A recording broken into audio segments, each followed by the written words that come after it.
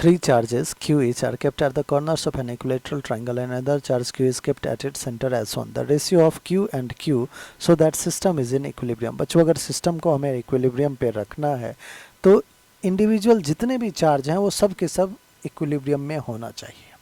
ठीक है, पहली तो ये बात है कि अगर आपको पूरे सिस्टम को इक्विलिब्रियम में रखना है तो इंडिविजुअल हर एक चार्ज जो है वो इक्विलिब्रियम में होना चाहिए।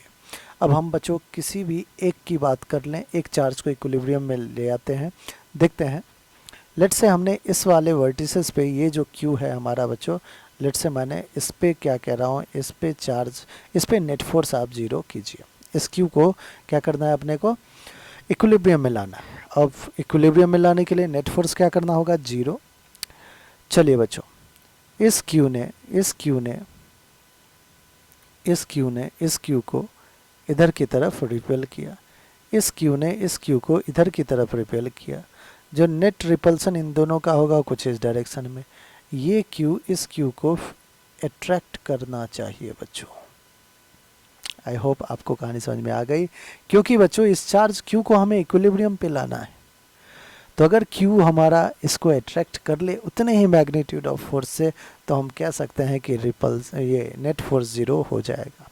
दैट मीन्स कहीं ना कहीं एक बात तो आपको बच्चों पता चल चुका है कि nature of Q, small q, nature of small q should be negative. बच्चों एक चीज़ है, आपको Q की वैल्यू जो आएगी वो नेगेटिव में आएगी, तो बच्चों इसका मतलब पॉजिटिव वाला जो है वो नहीं होगा, आंसर बिल्कुल नहीं होगा। 1 और 3 कैंसिल आउट। जो आपका आंसर होगा वो 2 और 4 में से होगा, है ना।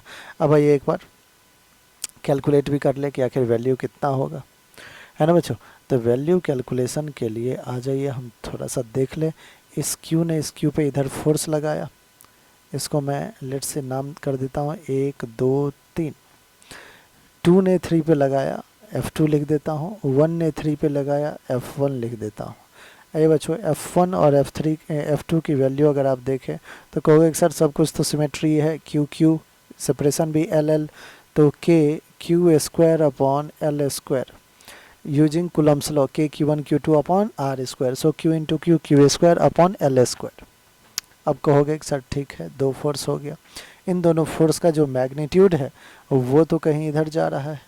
अब ये अगर 60 डिग्री है बच्चों तो ये भी 60 डिग्री हो जाएगा।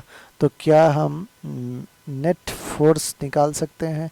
इन F1 F2 का रिजल्टेंट लिखते हैं बच्चों, F1 का स्क्वायर, लेट से इसको मैं F कह देता हूँ, तो F square plus F square plus 2 F1 F2 that is F square into cos of 60 degree.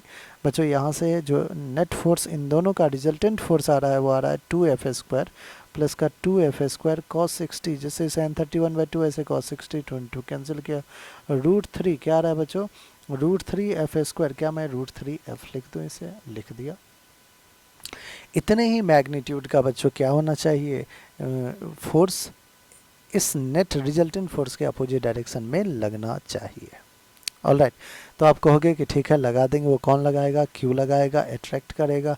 तो force due to charge Q क्या हो जाएगा बच्चों, Q अपॉन सेपरेशन। अब हमें फाइंड करना होगा, ठीक है, डायरेक्ट सेपरेशन तो दिया नहीं है।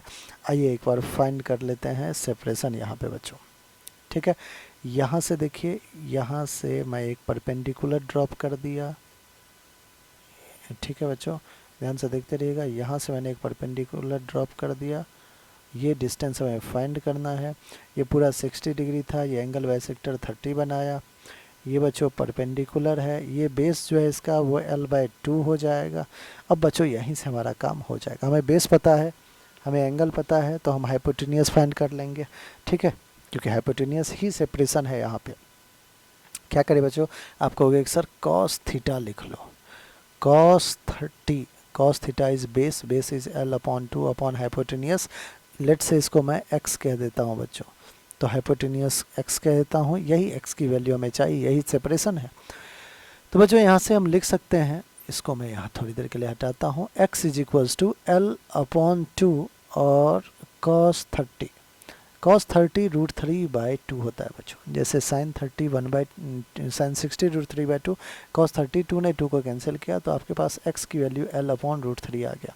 आप कहोगे कि सर ये फोर्स जो q लगाएगा वो q अपॉन x का square, x is the separation, that is q upon l square root 3 का स्क्वायर 3, तो 3 अपॉन l स्क्वायर।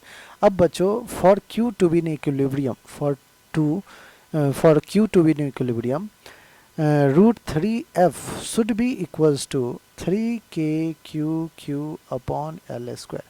कहोगे सर ये f की वैल्यू तो हमने पहले ही निकाल रखा है kq square by l square, so root 3kq square upon l square is equals to 3kq upon l square cancel, k से k कैंसिल, एक q ने एक q को कैंसिल, q की वैल्यू आ रहा है बच्चों रूट 3q अपॉन 3।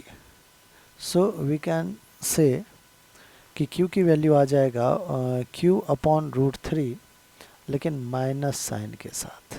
कौन से साइन के साथ? माइनस साइन के साथ। क्यों बच्चों माइनस ले रहे हैं? क्योंकि जो स्मॉल q है वो एट्रैक्टिव, उसका नेचर हमने पहले ही नेगेटिव घोषित कर रखा है। कह रहा है कि ratio of q and q हमें फाइंड करना है। हमें तो भैया रेशियो चाहिए, तो रिक्वायर्ड रेशियो आइए बच्चों फटाफट रिक्वायर्ड रेशियो भी फाइंड कर लेते हैं। q upon q is equals to minus का 1 अपॉन रूट 3, ये तो होगा रिक्वायर्ड रेशियो। अब माइनस का 1 अपॉन रूट 3 कौन सा है बच्चों? माइनस का 1 अपॉन रूट